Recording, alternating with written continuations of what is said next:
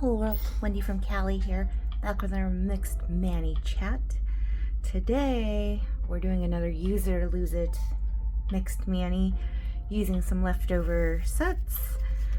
I've got Lust-embourg, nice red. We're still in the thick of Chinese New Year, Lunar New Year, which, mind you, my last Manny from last week for Chinese New Year, I didn't want to take it off, but it was growing out to the point where you were seeing way too much naked nail, and so here we are.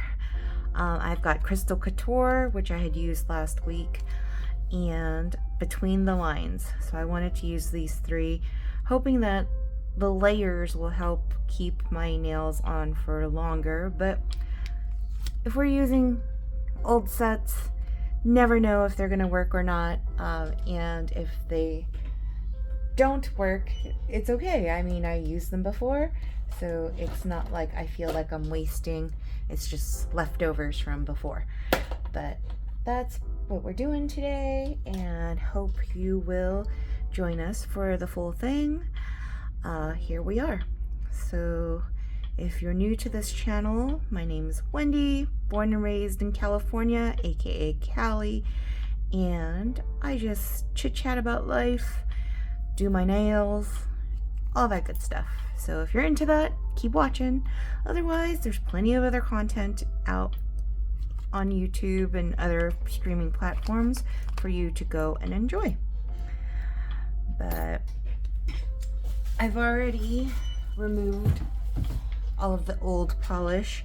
I've used the Color Street Ridge Filling Nail Primer underneath, and that is what we're working with right now. What has happened in the last week since the last Manny? It's hard to remember. I know that I am finally starting to get prepping for our family vacation in June. So there are things that we need to prep, especially getting a passport, because we are headed to Niagara Falls on the Canada side, Ontario. So need to make sure I have a passport, and so does Panda. So that is one thing we're prepping for. This past weekend was busy. We got invited to stuff, but we ended up not doing that because we're busy helping my Aunt Millie hopefully find a new property that she wants to purchase for investment purposes, I guess. But also, my Aunt Millie's like, why is Mama Carla's family paying rent to a stranger when they could pay rent to a family member? Anyways, still working on that. I think we're on almost a full month in now in the search. There are houses that we found that would work, but if you've never purchased real estate, which I've never purchased real estate, all of this is new learning stuff for me. So when you're looking to purchase a property, one thing you'll really want to know is the inspection report. And not just the seller's inspection report, but you as a buyer, you want to be an informed buyer and have your own inspection report done on a property if you're looking to buy it. So anyways, one of the properties we had seen over the weekend looked like a really good potential, and so my cousin Michael and his mom, my Aunt Millie, were looking into it and got the inspection report from the real estate agent that they're working with, and there are things like, roof issues or like foundation issues or like things that to the naked eye you might not readily see when you're walking through a property, unless you have like a trained eye for it. And so, those are things that you hear about, and it's like, oh, like there's a lot going into not just looking at properties and putting a bid in for buying a property, but also if you're not loaded with just cash in the bank, you'll want to finance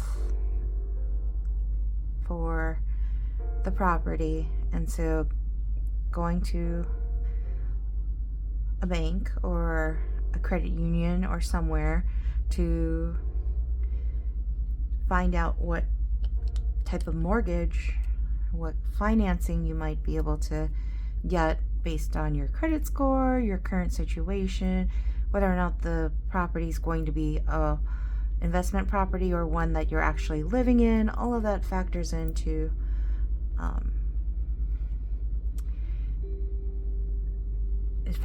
the whole thing. So anyways, I don't know all the details. I'm just told what I'm told. Panda Bear is actually doing a lot of the work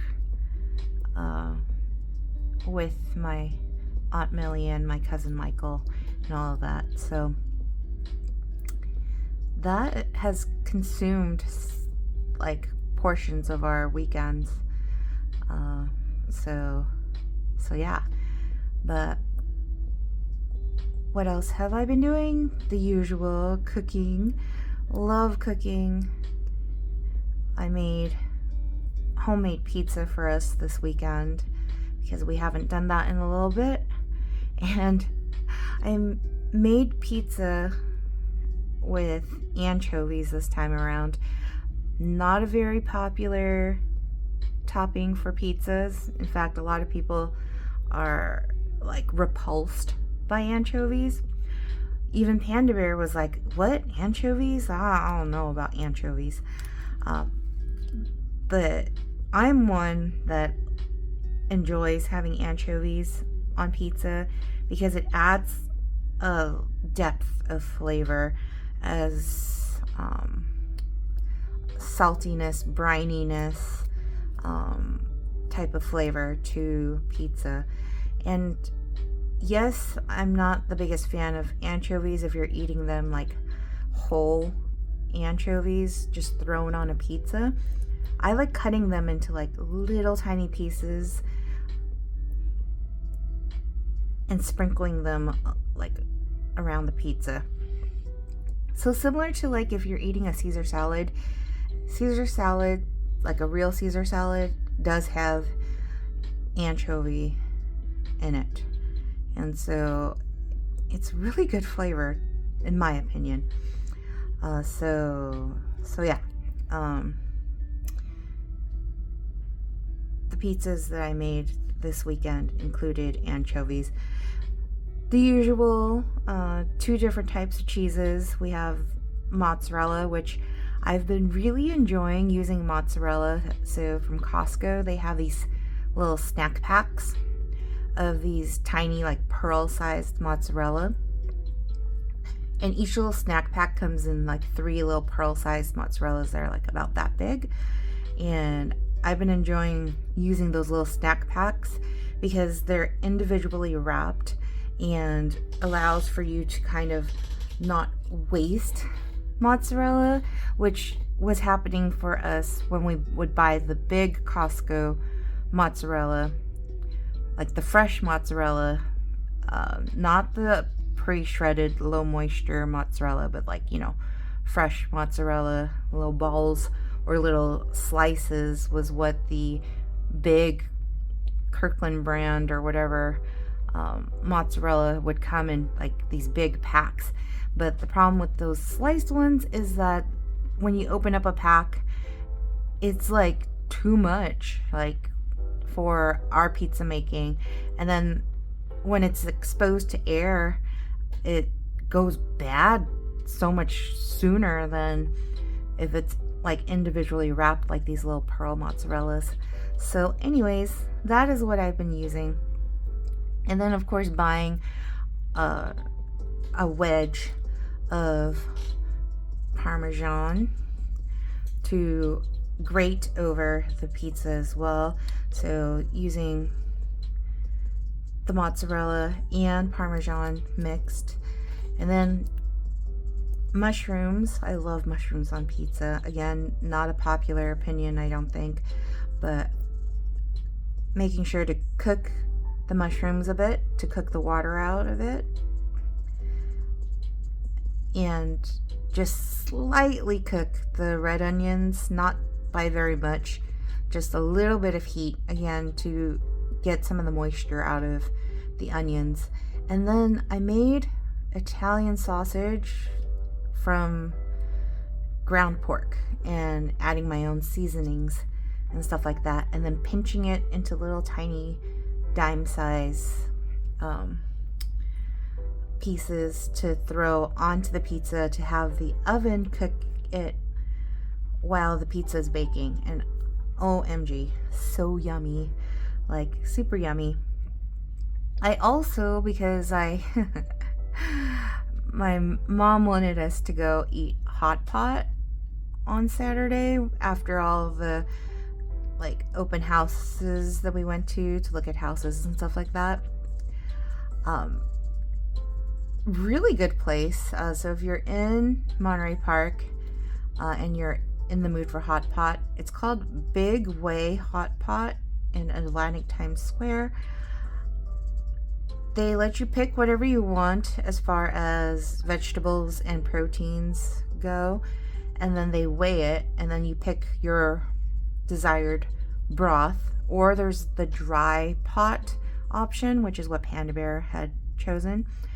And then they basically cook it for you and bring it to your table, and it is absolutely delicious. Of course, my dad got the most. That is his way. He will get the most. I got the second most. My mom actually did not get the least. We were surprised by that. Panda Bear was actually the one that got the least as far as weighing and, you know, having the charge for his food. But also that makes a lot of sense, because usually Panda Bear will like get less, knowing that I would like my eyes are always bigger than my stomach, and I always end up like passing him stuff anyways. So yeah, we had like leftover broth and stuff like that, and I was like, oh, I wonder if I can make udon noodles at home. So that is actually, I'm going to do my thumbs last actually. So let's skip on to the next right here. We're going to use between the lines, and then we're going to have Crystal Couture at the end. But because we had leftover broth, I was like, oh, I really kind of want to make udon noodles. So that is actually what I ended up doing. I made udon noodles Saturday afternoon. My Pops was bad, so he was supposed to stop eating after we had finished at the hot pot place, and he was supposed to save his leftover food for later, but he didn't listen. Instead, he ate his leftovers, telling my mom, well, it's still warm. It's like, seriously, Dad, you just ate.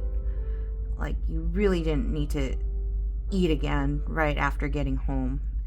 So, long story short, Panda Bear was like, oh no, you can't even listen to simple instructions. That's it. We're going for a walk.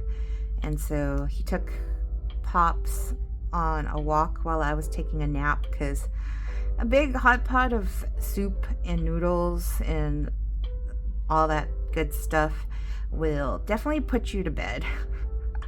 So while Panda Bear and Pops were on a long walk in the neighborhood, I woke up and I was like, I really want to make udon noodles. And so making pizza and making udon noodles Saturday evening.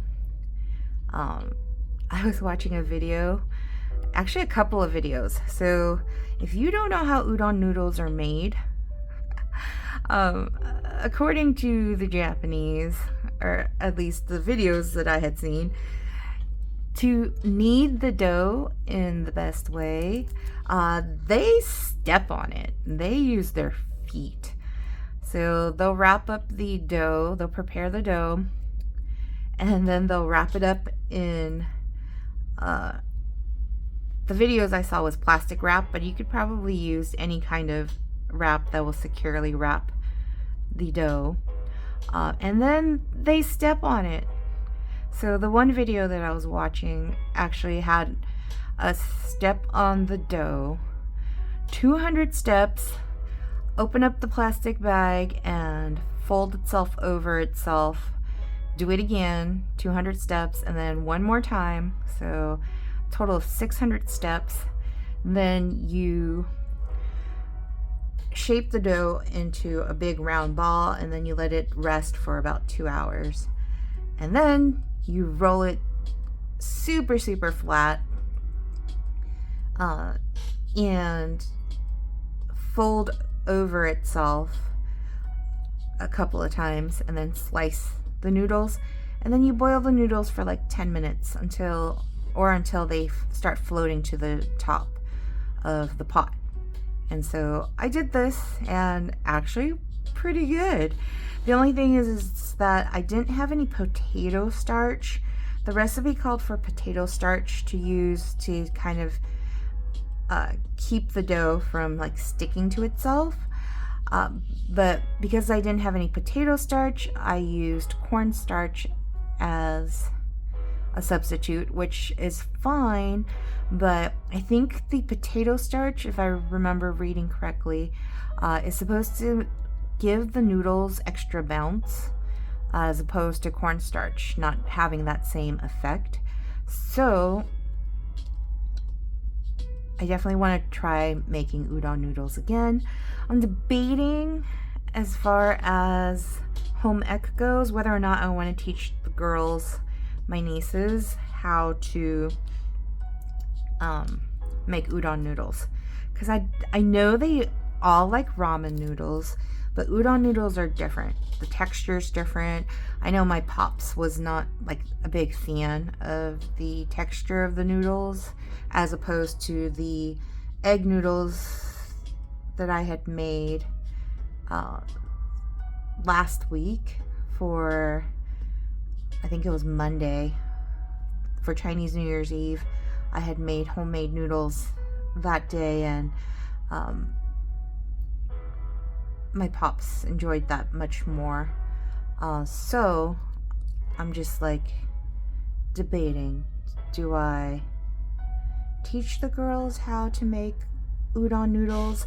I think they would have a ton of fun stepping all over the noodles in the plastic bags. But I don't know. We'll see. Long story short, my mom found potato starch at one of the supermarkets, the Asian supermarkets here in town. So this weekend, I'm likely gonna attempt to make udon noodles part 2. Seems like the more I practice, the better things end up tasting. One thing I do know I want to make is wonton soup from scratch. So that is definitely on the list of stuff that I will be making relatively soon.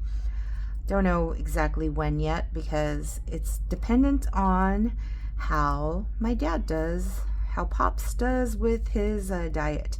Because if he continues gaining weight, it's not going to happen.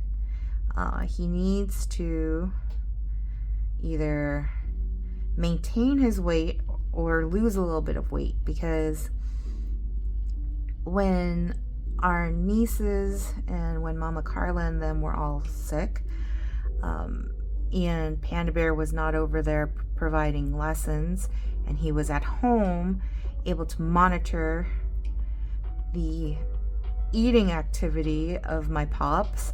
My Pops actually end up losing weight even while eating.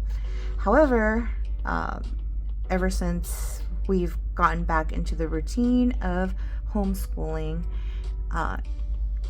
and the normal routine, Pops has gained like 7 pounds. And his excuse is like, well, it's Chinese New Year, there should be abundance. Yeah, abundance, but in moderation, dude. Like, you don't need to gain 7 pounds in 1 week. Like, that's insane. Granted, some of it is water weight. I get it, because if you eat carbs, you're going to retain water. Totally get that. No problem. But still, like,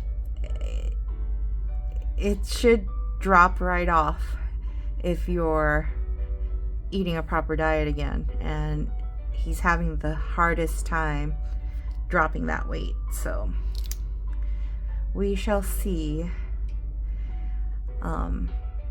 how this week plays out. But I definitely want to make wonton soup, because why not? Like, I know it's something that my Pops really loves, and if I can make it as good as the restaurants, we won't have to spend money going out to eat in restaurants. We can eat at home. So yeah, I did already look up recipes. My Pops says if we're gonna make wontons, he wants all shrimp. All shrimp wontons, which there was an all shrimp shilmai in San Clemente. There is a restaurant called Long's Noodle, and it is one that, like, Panda Bear, Pops, and I absolutely love this restaurant. Like, there was one day where we were in San Clemente that we had Long's Noodle twice in the day. Like, that's how much we really, like, love this place.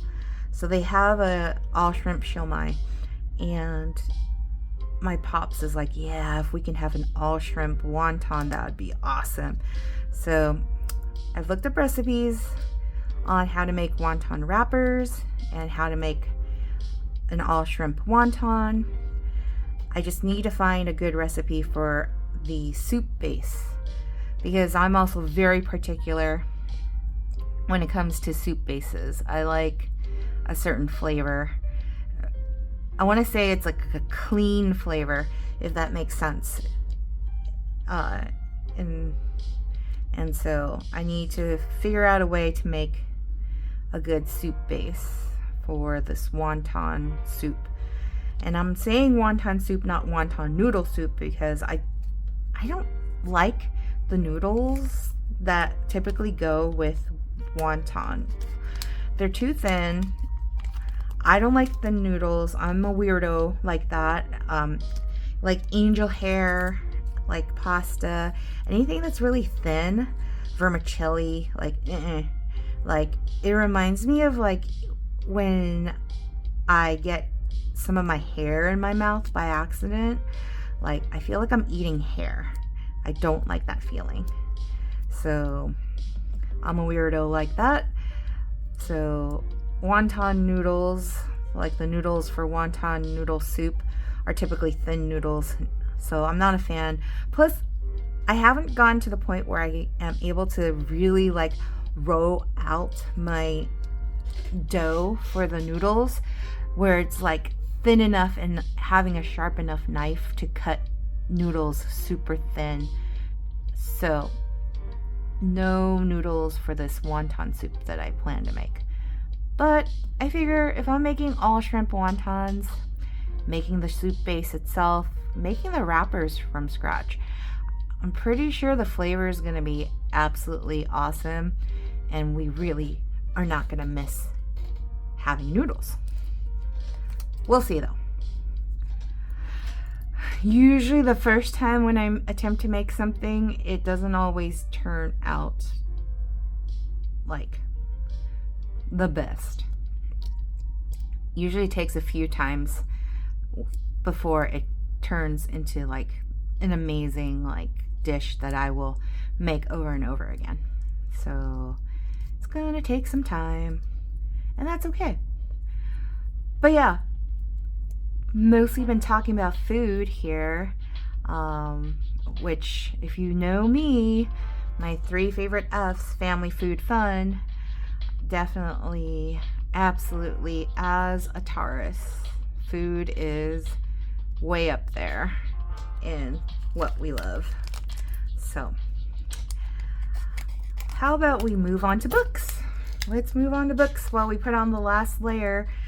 This is Between the Lines over Lust-embourg, and then we've got Crystal Couture as our last layer.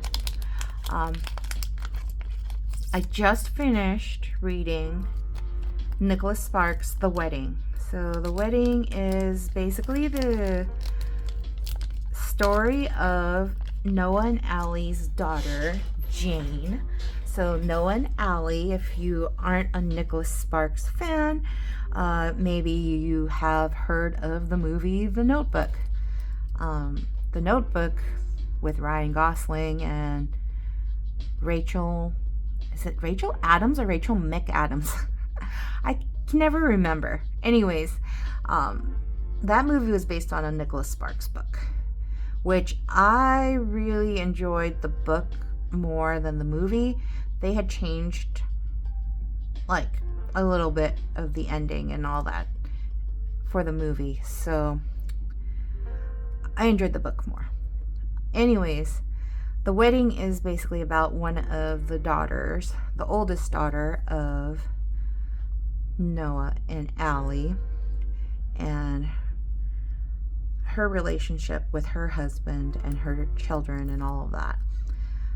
Not going to give away the story in case anybody wants to read it, but there is a plot twist, which I kind of guessed it, but also, even though I guessed it, like, I still, like, it made me cry. I'm such a crybaby when it comes to movies and books and all that stuff. So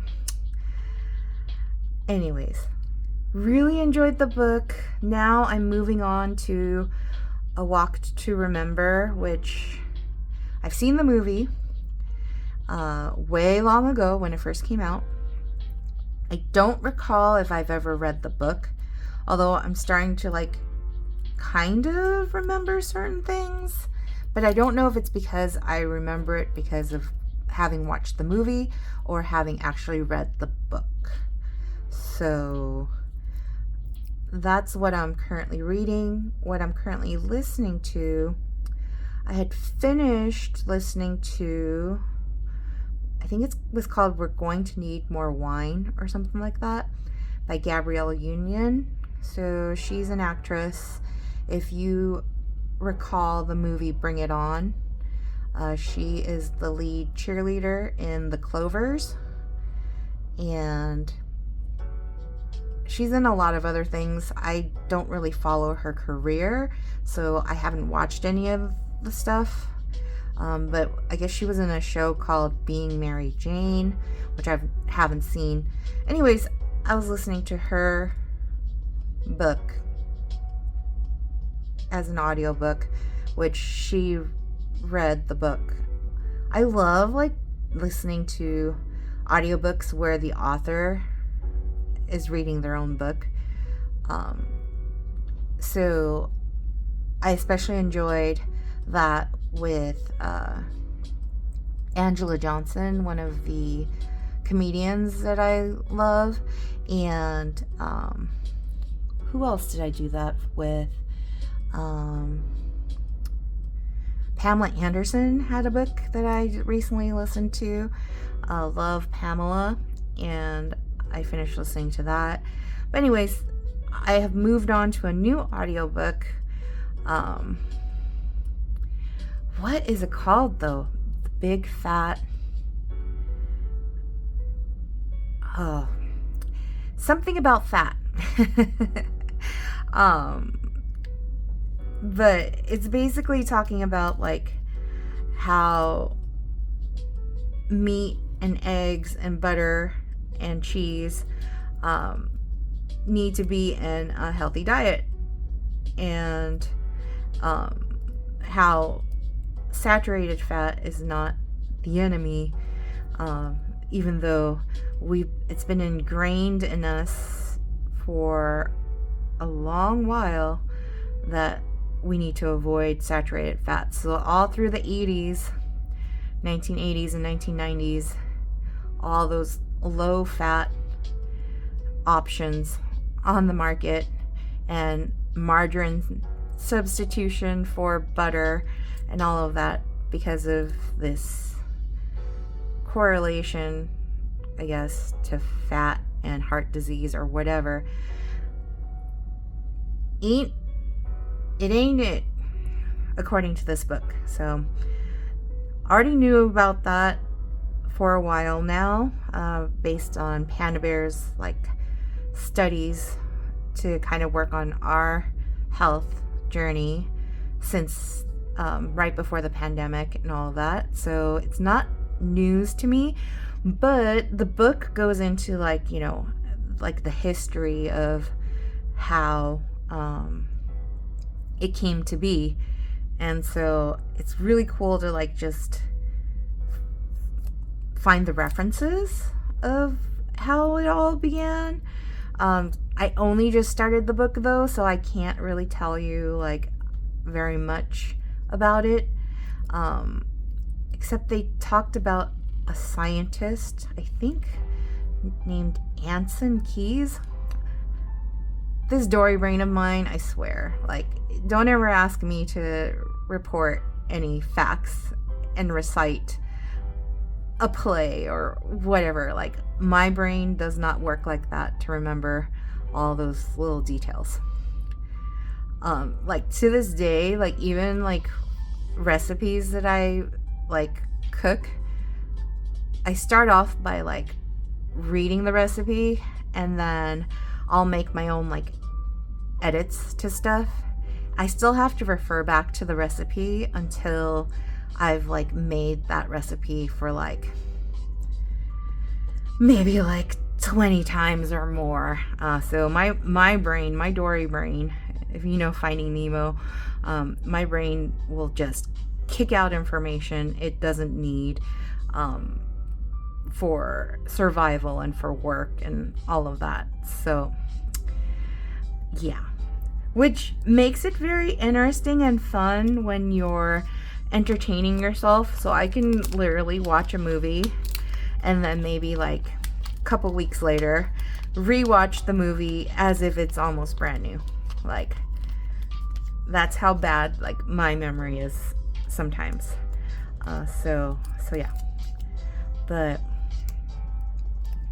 what is the book? I will remember to mention the book later on when I've listened to it a bit longer. I'm sure I'll remember the name of the title of the book. But that's what's currently playing on my audiobooks, and then my ebooks that I'm reading, as I mentioned, A Walk to Remember by Nicholas Sparks. So that is where we're at. Over the past week, I actually rewatched You've Got Mail, and I don't remember why I had wanted to do that, but again, I watched it and I was I feel like I'm watching this brand new. I don't remember most of it. But I finished watching that, and that is actually also based on a book. So that book is next in the queue for me to read. Ooh, and I just finished reading Lynn Painter is the name of the author. So she wrote Better Than the Movies and Nothing Like the Movies. And I just finished reading Nothing Like the Movies. And what I did, because in this book it has a soundtrack playlist for the two characters in the book, I made on Apple Music the playlist for both books. So that was also awesome. So yeah, I've been doing a lot of reading, and I'm excited about Bridgerton season 4. The part 2 is coming out this week, so that is already in the queue as far as what I will be doing this weekend. Binge watching the last 4 episodes, maybe rewatching the first 4 episodes. Who knows? I had just finished listening to the audiobook again of that book, Julia Quinn's book, An Offer from a Gentleman, which is what Bridgerton season 4 is based off of. So yeah, that's it. Look at this. This is my Use It or Lose It Manny with Lust-embourg and Between the Lines and Crystal Couture. Hope you guys enjoyed. Hope you liked this. If you haven't already, like, comment below. Go ahead and shoes. For some reason, I'm thinking shoes and witch hat, because for some reason this reminds me of Dorothy from The Wizard of Oz and the Wicked Witch of the West with the stripes for some reason. So shoes and witch hat. Comment below if that's what you want to do, for just showing me that you watched the video all the way through. And yeah, if you haven't already, subscribe to the channel. Share this with a friend who likes to just watch someone do their nails and chit chat about life. And I will see you all next time. Peace.